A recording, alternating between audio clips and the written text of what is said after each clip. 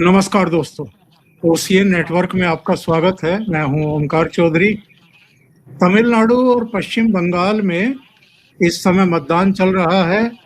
तमिलनाडु में एक ही चरण में मतदान हो रहा है, जबकि बंगाल में 2 चरणों में मतदान होगा। एक आज 23 अप्रैल को हो रहा है और दूसरा 29 अप्रैल को।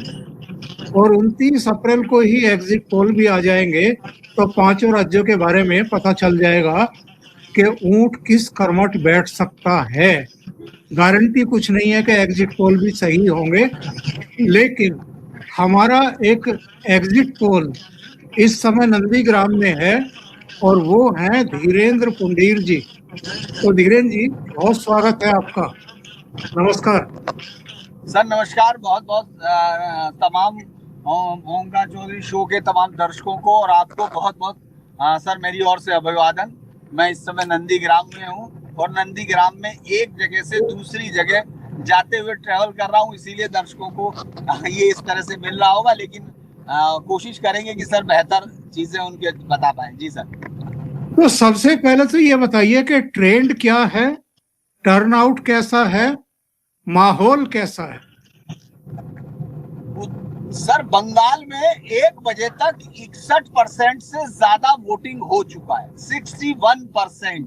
अभी 5 घंटे बाकी है, यानी अगर हम सुबह 7 बजे से लगाएं तो 7, 5, 12, 6 घंटे में वो 61% को क्रॉस कर चुका। जब हम आप बात कर रहे हैं तब ये 70 तक पहुंच चुका होगा।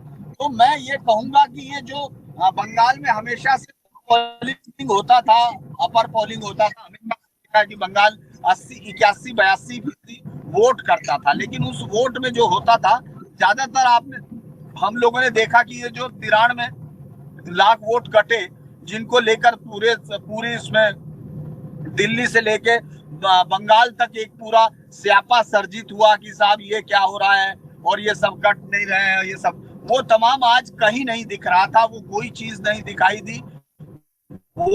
वोट करते ही लड़ाई वही शुरू हुई कि इस बार ममता दीदी को हटाना है कि ये लाना है। और उस पूरी लड़ाई में अगर हम देखें, शुभेंदु ने उस पूरी कम से कम इस सीट पर तो क्लियर किया, लेकिन नॉर्थ बंगाल के बहुत सारे हिस्सों में ये साफ कर दिया कि ये जो लड़ाई है, और इस समय 61% का मतलब हम ये समझते हैं कि जो भी हो रहा है बहुत तेजी के साथ हो रहा है। और अगर इस हिस्से में देखें, बीजेपी बहुत मजबूत थी। पिछली बार 77 में से 59 सीटें उसको इसी जगह से मिली थी, जो उसके जीत का 76% बैठती है। इस बार बीजेपी अपने आप को 90 से 103 के बीच में प्रोजेक्ट कर रही है 152 सीटों में से। तो मैं मानता हूं कि ये जो मतदान है ये उसकी इस उम्मीद को उम्मीद की तरफ बढ़ता है। देखिए, जब तक कोई अप्रत्याशित नतीजे नहीं आते हैं, चूंकि जो सबसे बड़ी चीज मानी जा रही थी और जो हमने भी देखा था, मैं दर्शकों को ये दिखाता, हो सकता है कि मैं बाद में आपको भेजूं, वो आप देखेंगे दर्शकों की। हम लोग टेंगुआ चौक मेन रोड है, जो वहां का नंदीग्राम का मेन मतलब एक सर्कल है, वहां 5 मिनट में 10 मिनट में 8-8, 10-10 सीएपीएफ की गाड़ियां हैं। वो तमाम चीजें वो नहीं लग रही, वो किस घूम रही है, वो घूम रही है। लोगों को ये पता चल रहा है कि इस बार ये सजावटी नहीं है, इस बार किसी सरकारी जो किसी के पार्टी के काडर के आधार पर भर्ती हुआ है, पैसे देके और पार्टी का आदमी होके भर्ती हुआ है, उससे किसी साइन की जरूरत नहीं है। अब के इनके डंडा इनका फ्री है। हालांकि अभी भी इसके बावजूद भी कुमारगंज में अभी हम लोग जब बात कर रहे हैं, उस वक्त सीधे तौर पे पता चल रहा है कि किस तरह से उन्होंने टीएमसी के गुंडों ने वहां उसको बाकायदा मारा है और उसके साथ का सिपाही वो देख रहा है उम्मीदवार को। तो ये तो यहाँ के सिस्टम की एक कमी है जो बहुत जबरदस्त तरीके से है। उसको आप रातों रात चराग घुस के तो सर नहीं किया जा सकता गायब, लेकिन ये जरूर है कि इस बार आप देखेंगे लगातार लोग बाहर निकल रहे हैं, दे रहे हैं। और इन इलाकों तो लगता है कि जैसे शुभेंदु ने कहा, बल्कि वो बड़ा इंटरेस्टिंग सा विजुअल थे और उसका हाथ पकड़ के कहने लगी कि सनातन को बचा लीजिए, आप सनातन को बचा सकते हो। तो ये सब चीजें वहां दिख रही थी। शुभेंदु ने कहा कि जो मुसलमान है वो यहाँ इस सीट पर वो मुझे वोट नहीं दे रहे होंगे, वो ममता को देंगे, लेकिन मैं मेरे ही हिस्से पर, माफ कीजिएगा ये थोड़ा सा ये हुआ है, लेकिन वो कह रहे हैं कि मेरे हिस्से पर ये पूरा का पूरा आपकी मुझे हिंदू वोट चाहिए। आपकी आवाज सीधी सी आपकी बात है। आवाज आ रही और है, मैं कंटिन्यू रखें, आपकी आवाज आ रही है, चित्र भी आ रहा है। जी अच्छा, तो मैं ये दरअसल जो इस पूरे में मैं दिखाना चाह रहा था कि किस तरह से ये हिस्सा वो हिस्सा है जहां आपको बीजेपी के झंडे दिख रहे हैं सर। वरना हम इतने दिन से कोलकाता में घूम रहे हैं, हमको बीजेपी के झंडे खोजने पड़ते हैं उन इलाकों में भी जहां बीजेपी के लोग खड़े होकर ये कह रहे हैं कि बीजेपी जीतेगी। उनके भी झंडे उतार दिए जाते हैं। लेकिन यहाँ अगर हम जहां से गुजर रहे हैं, मैं आपको ये वीडियो दिखा पाता, ये हमारी लिमिटेशन है क्योंकि नेटवर्क तो हमारे उस पर नहीं आता है, हम चंडीपुर मोड़ पर भी हैं। तो वहां ये दिखा रहा है कि कम से कम इस पूरे इलाके में बीजेपी न केवल एग्जिस्ट कर रही है बल्कि फ्लोरिश कर रही है। पिछली बार के एजेंडे को पूरा कर रही है। इस बार का बढ़ा हुआ वोट इसलिए भी है, मैं ओंकार सर ये बताऊं क्योंकि मैं कई लोगों के जब इंटरव्यू ले रहा था तो उनमें से एक ने बोला कि साहब हम अभी आए हैं, बस अभी बता नहीं पाएंगे वोट किसको देना। मैंने कहा घर में जाके पूछोगे क्या? कहने लगे नहीं, पहले घर में जाके पानी तो पी ले क्योंकि चेन्नई से आए हम। तो मैंने कहा भाई आपको चेन्नई से आके वोट देने के लिए, कहने लगे इमरजेंसी में टिकट लिया है, नहीं तो हमारा तो वो कट जाता, हमारा तो नागरिकता चला जाता। तो ये इस बार जो वोट जो इतना ज्यादा हो रहा है, और मतलब मैंने कल वो वीडियो में डाल नहीं पाया था जब मैं आ रहा था वहां से कोलकाता से। तो आप ये सोचिए सर कि यहाँ पूरी बसों पर, छतों पर, वहां परिवार के परिवार लट के आ रहे थे, लोग सड़कों पे पैदल चलते। और आमतौर पर पश्चिम बंगाल में हैवी वोटिंग होता रहा है, 80-82% तक जाता है। लेकिन इस बार अगर 1 बजे तक ही 61% हो गया है तो ये तो मुझे लगता है कि SIR के बाद ये 90% तक चला जाए तो किसी को आश्चर्य नहीं होना चाहिए। मुझे तो नहीं लगता कि मुझे आश्चर्य होगा क्योंकि जिस तरह से लोग पहुंच रहे हैं, लाइनों में लगे हुए हैं सर। सुबह से शुरू हो गया था, मैं 6:30 बजे मतलब 6 बजे निकलने की बजाय आज मैं, जो अमूमन मेरी आदत होती है, लेकिन आज मैं 6:30 बजे, चूंकि मुझे तो कोई टीवी पे लाइव देना नहीं था तो मैं आराम से 7 बजे निकला। नेटवर्क की समस्या होती है 6:30 बजे। तो मैंने देखा कि लाइनों में कम से कम 100 लोग खड़े हैं, 100 लोग लाइन से खड़े, महिलाएं खड़ी हैं। और अभी जब मैं आपसे बात करने के लिए इसमें गाड़ी में बैठा अगली जगह जाने के लिए, तो मैं आपको ये बता दूं कि इस समय आप ये हैरान हो जाएंगे कि अभी भी 200-200, 300 की लाइनें हैं आराम से। और इस बार सबसे बड़ी बात जो मैं हर एक से पूछा, मैंने उनसे पूछा पिछला चुनाव और इस चुनाव में अंतर क्या है।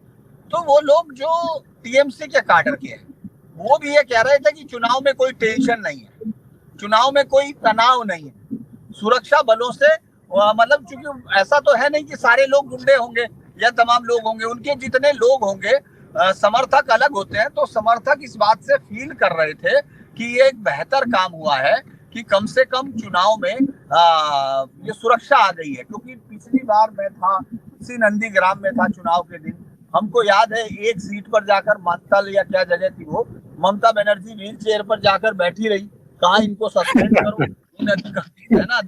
90 मिनट तक का वो जो ड्रामा था उसमें हम लोग वहीं लाइव दे रहे थे, बनर्जी इंटरव्यू भी दे रही थी पत्रकारों को, मतलब वैसे सीधा 1 to 1 नहीं, लेकिन बीच बीच में बोल रही थी, पूरा मतदान रुका हुआ था। इस बार भी बहुत सारे देखने गए वहां पत्रकार उस जगह को, हालांकि मैं इसलिए नहीं गया क्योंकि वो कोई ऐसा तो था नहीं कि वो कोई तीर्थ बन गया हो या सब चीजें, वो तो एक घटना थी, उस समय खत्म हो गई, वो इस समय नहीं है, चुनाव नहीं लड़ रही है। तो वो उसका भी फर्क पड़ रहा था कि इस बार बहुत स्ट्रेस यहाँ नहीं था। लेकिन जो हिंदू है वो अपने चुनाव को किस तरह ड्राइव इन करना है वो कर चुके, और इसलिए बहुत और ताकतवर रही है। पिछला अगर हम लोग देख रहे हैं वेस्ट बंगाल में बीजेपी की ताकत है तो नॉर्थ बंगाल से ही शुरू हुई है। और आप सोचिए उसी में मुझे लगता है कि मुर्शिदाबाद, मालदा, इन सब के साथ होने से जो एक इशू है बीजेपी का यहाँ सनातन को लेकर, उसको भी धार मिल रही है। तो अभी मैं जो देख रहा था बहुत सारे लोगों से, चूंकि वो बीजेपी के लोग हैं इसलिए मैं ये तो नहीं कहूंगा कि मैं उनकी बात एकदम मान लूं, लेकिन फिर भी जो उनके पास मैसेज आ रहे हैं, जो वो बात कर रहे थे, आप ये सोचिए वो सब बेहद खुश दिख रहे हैं। वो कह रहे हैं कि ये स्वीप हो रहा है, हम लोग ये मान के चल रहे हैं कि ये, वो कह रहे हैं कि स्वीप हो रहा है। और चूंकि ये बढ़ा हुआ यानी पहले चरण के पहले चरण का जो मतदान हो रहा है 152 सीटों पर, आपका कहना ये है कि लोगों से मुलाकात के बाद, ट्रेंड को देखने के बाद, टर्नआउट को देखने के बाद और जो माहौल है उसको देखने के बाद कह सकते हैं कि ये लगभग एक तरफा जा रहा है? नॉर्थ बंगाल मुझे लगता है कि शायद एक तरफा जा रहा है, मैं अभी ये कह रहा हूँ, लेकिन शाम तक हम लोग और ज्यादा जब दोबारा बैठेंगे तो और ज्यादा क्लियर होगा। क्योंकि अलग जगह से, चूंकि एक जगह जब आप फील्ड में होते हो तो ज्यादातर आप उसी से पूरे उसी मुंजी की बाली से पूरे खेत के धान को आंकते हो। तो मुझे लगता है कि यहाँ जिस तरह से दिख रहा है, पिछली बार जिस तरह से बहुत बड़ी टक्कर दिख रही थी, इस बार सिर्फ मुस्लिम माहौल में जहां था, जैसे मैं अभी एक जगह उसमें से निकला हूँ जो नंदीग्राम 2 कहलाती है, वहां उस पर 90% अल्पसंख्यक वोट है, 10% हिंदू वोट है। तो मैंने पूछा उनमें से कुछ लोग, तो वहां जो अल्पसंख्यक थे वही सारे वोट थे। और जिन लोगों ने भी इंटरव्यू दिया, चूंकि मैंने सबका इंटरव्यू में लेता हूँ, रिकॉर्ड में रखता हूँ जो बातें बोलते हैं, जो अल्पसंख्यक वोट है, वो इंटरव्यू में साफ तौर पर कह रहे थे कि 90% वोट यहाँ पड़ने वाला, मतलब 90% मतलब जितने भी अल्पसंख्यक है उनका वोट सीधे तौर पर पवित्र कर को है और पवित्र कर हरा देगा शुभेंदु को। तो मैंने पूछा कि भाई शुभेंदु को ममता बनर्जी तो हरा नहीं पाई थी, तो कैसे हराएंगे? तो उन्होंने एक बहुत अच्छा गणित बताया, जो गांव वालों का गणित बड़ा हिट होता है। उन्होंने कहा साहब, शुभेंदु जो है ममता बनर्जी का बहुत क्लोज था, तो उसने ममता बनर्जी को हराया, और पवित्र कर जो है वो शुभेंदु का बहुत क्लोज था, तो ये अब इसको हरा देगा। तो ये इस आइडिया के साथ काम चल रहा है। तो बाकी शुभेंदु ने पूरे इलाके में पकड़ बनाई हुई है सर। और इलेक्शंस जो है वाकई यहाँ इस पूरे इलेक्शन में, उसने कहा था सुबह ही, शुभेंदु की एक बाइट है जो उसने, मतलब मैं भी वहां उस बाइट को ले रहा था, उस सब में पत्रकारों के साथ मौजूद था। तो उसने कहा कि ये पूरा चुनाव में सिर्फ टीएमसी को मुस्लिम वोट मिलने वाला है, हिंदू वोट एक तरफा आ रहा है। तो कम से कम उनकी सीट पर तो ये दिख रहा है कि ये हो रहा है, बाकी पर तो अभी दिखेगा। लेकिन उत्तर बंगाल का जो बढ़ा हुआ परसेंटेज है, ये छप्पर फाड़ परसेंटेज है। ये इसलिए कहना चाहिए कि हर बार जो होता है उसमें छापा वोट होता है, क्योंकि ये तो तय हो चुका। आपको हजारों सैकड़ों ऐसे उदाहरण मिलते हैं कि साहब जिनको वोट नहीं डालने दिया गया, जो जाते नहीं, डर के मारे नहीं जाते। आज की डेट में जो वोट दे रहा है, अब वो खेल समझना होगा, क्योंकि अभी तक लोगों को ये समझ में नहीं आ रहा कि ममता बनर्जी इस खेल को उनके हाथ से जाते वक्त जाते हुए देख कैसे रही है। एक तरफा जो खेल हो रहा है, लोग कह रहे हैं कि अभी खेल बाकी है, लेकिन मैंने पहले भी कहा था अपने वीडियोस में, मैं अभी भी कह रहा हूं कि जो खेल भी होना था, ममता बनर्जी उसको ग्रेटर कोलकाता के प्रेसिडेंसी ताकतवर है, अगर वहां वो इस तरह का कोई कदम उठाती है तो उससे नुकसान हो सकता है, क्योंकि आगे उसका पता चल जाएगा बीजेपी को। और ये मालूम है उनको कि वो नॉर्थ बंगाल में अगर किसी चीज से अगर नुकसान को पूरा करना कोशिश करेंगी, तो उनको लगता है कि वो ग्रेटर कोलकाता में करेंगी। लेकिन मेरा इसमें ये मानना है कि अगर शाम तक ये क्लियर होता है कि बीजेपी जिस तरह से आगे बढ़ी है, तो फिर मुझे ये कहने में कोई शक नहीं कि वो आंधी जो है 29 तक पहुंच जाएगी। लोगों में मैसेज हो जाता है, वो सिस्टम जो इनका आज तक जो वो कर रहा है, जो इनकी मदद कर रहा है, वही सिस्टम फिर अपने लिए नए रास्ते खोजने लगता है। तो वो मुझे लगता है कि एक बड़ा वो है। साथ ही एक और बड़ा इंटरेस्टिंग हुआ है कि जिन लोगों को ये कहा जा रहा है ममता बनर्जी के करीब हैं, उनके जो टिकट कटे हैं, वो अब सारी जानकारियां दूसरे खेमे में दे रहे हैं, क्योंकि वो चाहते हैं कि उनके खिलाफ कार्रवाई ना हो। तो ये भी एक नया डेवलपमेंट है, क्योंकि मैं जहां घूम रहा था उसके पास एकदम फोन आया, उसने बाकायदा दिखाया कि ये देखो ये टीएमसी का है। तो मैंने पूछा भाई आपसे क्या फोन कर रहा, कहने लगे नहीं सूचनाएं दे रहा है कि वहां उसके यहाँ इतना हो चुका बीजेपी को अभी तक। तो हमने कहा ये तो ममता बनर्जी का एक ट्रैप भी हो सकता है, क्योंकि हुमायूं कबीर को तो ट्रैप किया है। तो उसने फिर उसकी भेजी गई कई सूचनाएं बताई जो कागजों में दिखती है। तो उसने कहा कि नहीं ऐसा नहीं है, ये लोग अब ये समझ रहे हैं क्योंकि हिंसा फिर पलट के होगी, तो उससे भी बचाव का रास्ता खोज रहा है। तो एक तरह से मैं ये कहूंगा कि ये जो इस समय बढ़ा हुआ मतदान है, एक तो ये कहना पड़ेगा कि इसमें कम से कम वो मरे हुए लोग तो नहीं है, बिल्कुल सही है, रोहिंग्यास कम से कम है, तीसरा बांग्लादेशी कम से कम है। पहला टेक हमको लेके चलना होगा कि ये चुनाव में एक मिथ तो तोड़ दिया कि आप बम बजा सकते हो, एक दो घटनाएं हैं, उनको आप नहीं कह सकते, एक दो घटनाओं से हम पूरे स्टेट में नहीं आंक सकते, क्योंकि आपने देखा होगा यूपी में भी हम लोग ये देखते रहे, एक आध जगह हो जाता है, दो जगह हो जाएगा, लेकिन इसे पूरी जगह नहीं आंक सकते, वरना तो पहले डर के मारे ही नहीं निकलते थे लोग। लेकिन तो चीज इस वो बार हुई है। ये तो देखने को दूसरा मिल सबसे रहा बड़ा है, चीज ये भी मुझे दिखती है कि मुस्लिम डिवीजन की बात मुझे थोड़ा सा कमजोर दिखती है, क्योंकि जिस तरह से यहाँ अब्बास सिद्दीकी की पार्टी का कैंडिडेट है, उसके झंडे लगे हुए हैं, लेकिन मैंने जैसे ही लोगों से बात की मुसलमानों से, तो वो तो उसको मारने को तैयार है जूते से, जैसे हुमायूं कबीर को मार रहे थे, क्योंकि उनको लगता है ममता बनर्जी के सहारे ही वो एक सेकुलर स्किन के बैठे हुए पॉलिटिशियन से जो भी फायदा उनको उठाना है, सिर्फ अगर सरिया छोड़ दें तो बाकी तो सब फायदा उनको मिल ही रहा है सर, तो वो उस फायदे को बिल्कुल खोना सही है। नहीं चाहेंगे, ऐसा लगता है। तीसरा कि हिंदू लेकिन वोट कर रहा है, और वो इस सवाल पर कर रहा है कि हिंदू को बचाना है, ये भी एक बड़ी चीज है जो बीजेपी के हक में जाती है। तो ये कई सारे टेक निकलते हैं अगर हम इसको देखें तो।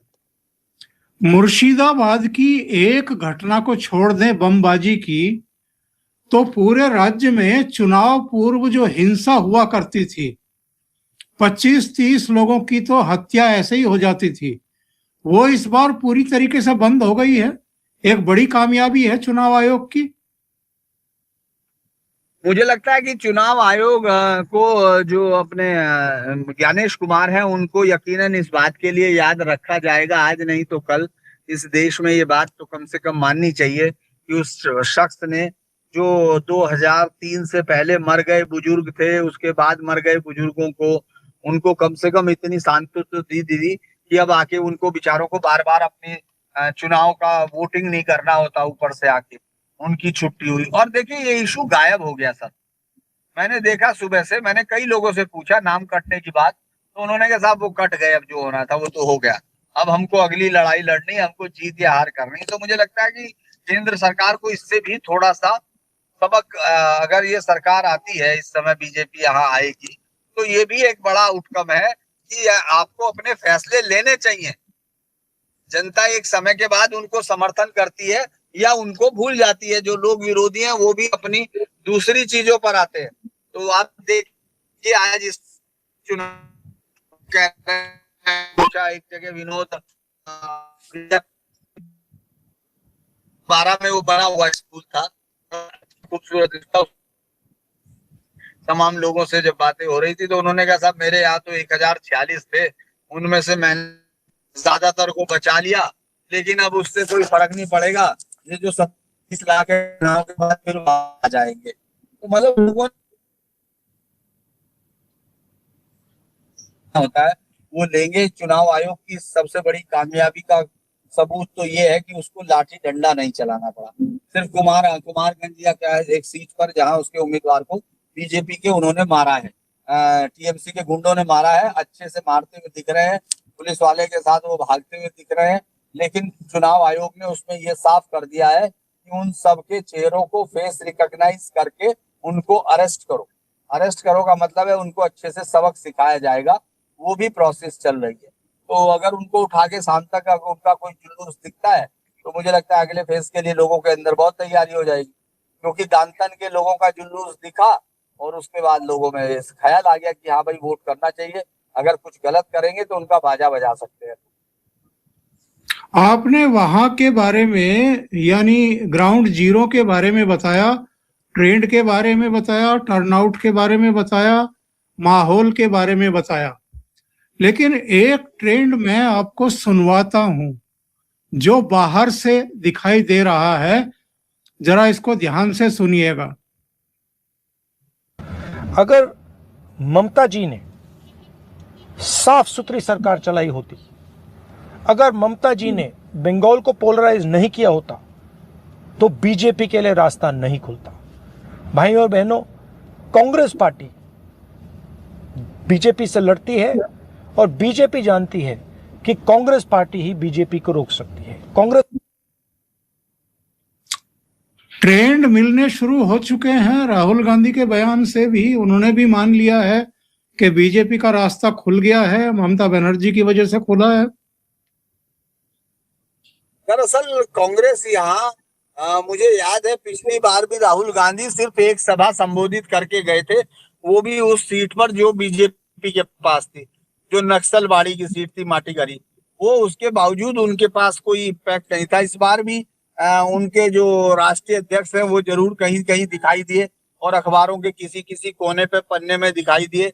वो लोग ये सिर्फ गांधी परिवार एक बार आकर बंगाल के लोगों को ये फरमान सुना गया कि साहब आपको चुनना है, जबकि वो फरमान अब इसी तरह का है जैसे कोई वाजिद अली शाह का वंशज जो है लखनऊ में कहते कि कल से सुबह सड़क पर उठ के झाड़ू लगानी है, उस तरह का बयान था वो। उसका कोई अर्थ यहाँ नहीं है, उसके कैंडिडेट नहीं दिख रहे हैं, उसके झंडे नहीं दिख रहे हैं, और अगर कोई चीज लड़ रही है कांग्रेस चुनाव तो वो सिर्फ उसी जगह पर है जहां और कोई नहीं, वो है जहां उनके अधीर रंजन चौधरी का अपना निजी प्रभाव है। हालांकि मेरा ये मानना है कि वहां भी उनसे बहुत जबरदस्त कोई कामयाबी मिलेगी ये तो नहीं लगता। हालांकि 5-6 सीट उनको हर एक सर्वेक्षण में दी जा रही है, लेकिन एक पार्टी जो बंगाल में 52 से लेकर 77 तक बीच में गठबंधन सरकारों के साथ रही हो, 67 तक निरंतर रही हो अपनी ताकत के साथ, वो 5-6 सीटों तक सिमटेगी। और उस पर उनके ज्ञान सुनना मुझे लगता है कि एक बहुत ही ज्यादा मुझे भी लगा कि ये परिवार किसी भी कीमत में ममता बनर्जी को इसलिए भी हराना चाहता है क्योंकि ममता बनर्जी अगर हारती हैं तो फिर राहुल गांधी से बड़ा कोई भी देश का नेता नहीं रहेगा। अगर ममता बनर्जी जीत के आती हैं तो ये बात तो अब इंडी गठबंधन के बहुत सारे लोग स्वीकार कर चुके हैं कि अब जो नेतृत्व है वो उससे वापस लिया जाना चाहिए। पर ये पता लगता है राहुल गांधी के बयान से कि उन्होंने भी मान लिया कि भारतीय जनता पार्टी आ रही है। हाँ, मुझे लगता है कि उनका बयान मैंने ये रात में सुना था, तो वो सीधे तौर पर मैं यही कहूंगा कि वो ममता बनर्जी को डैमेज करने की कोशिश कांग्रेस अंदर खाने कर रही है। तो ये बयान उसी के हिस्से में दिखना चाहिए, क्योंकि वो कभी नहीं चाहते हैं कि ममता बनर्जी जीत के आए और राहुल गांधी के नेतृत्व को, प्रियंका गांधी के नेतृत्व को, सोनिया गांधी के नेतृत्व को इंडी गठबंधन के सामने अंदर से चुनौती दे कि भाइयों आपसे बहुत हो गया, आप बस कीजिए, अब हमको ये ममता दीदी को आगे लाने दीजिए। तो वो ऐसी किसी भी संभावित, क्योंकि देखिए जो सामने खड़ा होता है उसको तो फिर भी सर कहा जा सकता है कि ये चैलेंज है, लेकिन अगर कोई चैलेंज कभी भविष्य में दिख सकता है वो उसको अभी से खत्म करने पे लग जाते हैं। तो मैं समझूंगा कि उनका ये इशारा अपने समर्थकों की तरफ होगा कि भाइयों पहला जो है हमारा जो है फैसला ये है कि पहले ममता को हराओ, बाद में बीजेपी को हम हरा लेंगे, जब दिल्ली में हराएंगे तो यहाँ भी हरा देंगे। मुझे लगता है कि उनका ये कहना होगा। धीरेन जी बहुत बहुत धन्यवाद जुड़ने के लिए और आपके बहुत व्यस्त शेड्यूल में से टाइम निकालने के लिए। मैं सुबह से आपके वीडियो देख रहा था और दर्शकों से भी कहूंगा कि धीरेन जी के चैनल पर जाकर के उनकी लाइव वीडियो देखें। वहाँ के बहुत सारे मतदाताओं से उनकी बातचीत है, एक आध जगह टोका टाकी सुरक्षा कर्मियों की तरफ से, और बड़े दिलचस्प वीडियो हैं, तो वहां जाकर के देखेंगे तो आपको बहुत अच्छे अपडेट मिलेंगे। बहुत बहुत धन्यवाद आपका धीरेन जी जुड़ने के लिए। Thank you so much. नमस्कार, बहुत बहुत नमस्कार।